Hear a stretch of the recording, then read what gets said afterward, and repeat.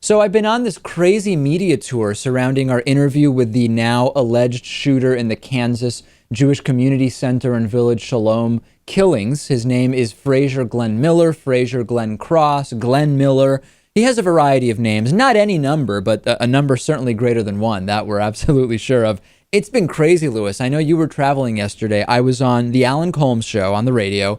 The Boston Herald wrote a piece.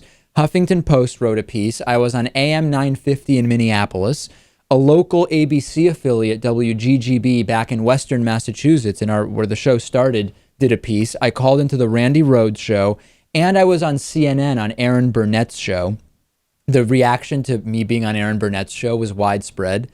And if you think that got people wound up, give me 2 minutes and I'll tell you what show I'm going to be on tonight. I think that'll get you even more wound up. Let's look at a little clip of my appearance with Aaron Burnett. The whole thing is about 6 minutes. I'll just play a little bit of it to give you a flavor of what happened. And the shooter has been identified. A 73-year-old Frazier Glenn Cross is his name. And I want to bring in David Pakman. He interviewed him in 2010 on his radio show and joins me now. That's why we want to, let me just ask you the question. Why did you decide to interview this man? I mean, he has been known as having a hateful and violent past.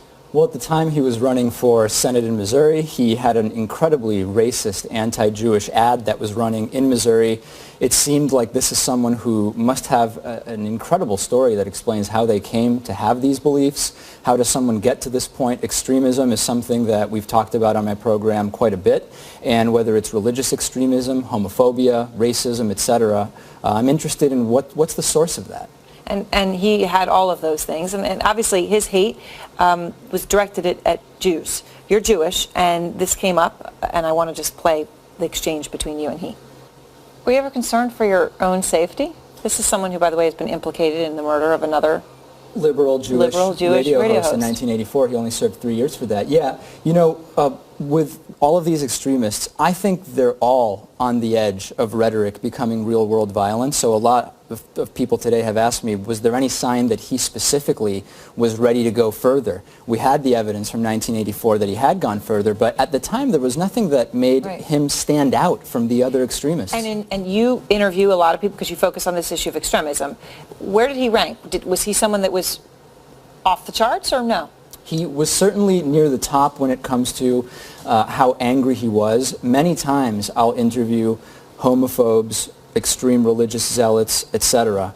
And while their rhetoric is incredibly hateful, towards me they're very nice, and typically they want to help people. Many times they want to save people. He told me in no uncertain terms that even though I had never met him, even though I had never said anything specific to him or wronged him, merely because I was Jewish, he didn't like me, and that was actually an outlier. So it was very, very basic, right? I mean, it was just straightforward questions about my impressions. It wasn't like a debate or anything like that, so I can't really say much about it. They were very nice to me, and I think it's great, though, that the David Pakman Show, the name The David Pakman Show, and in some cases the independently syndicated David Pakman Show, this story, as weird as it is that I'm getting attention because of this coincidental involvement with a guy who now has been involved in committing horrible atrocities, it's weird that that's what's getting us attention, but I guess it's to be expected. If we do this type of show, we're not necessarily going to be on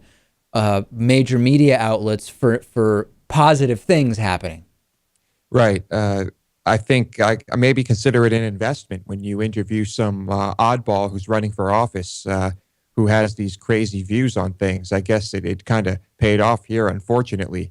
But he certainly is a character, and that interview we did was fascinating. Tonight, I'm going to be on the Nancy Grace Show on CNN Headline News, and Nancy Grace has been all over the map with her anti-marijuana decriminalization and legalization stuff. It's a weird show. They called me like an hour ago, and it's not going to be live right after we finish recording here. I'm going to head up there, and I don't know what to expect, Lewis. She's in Atlanta.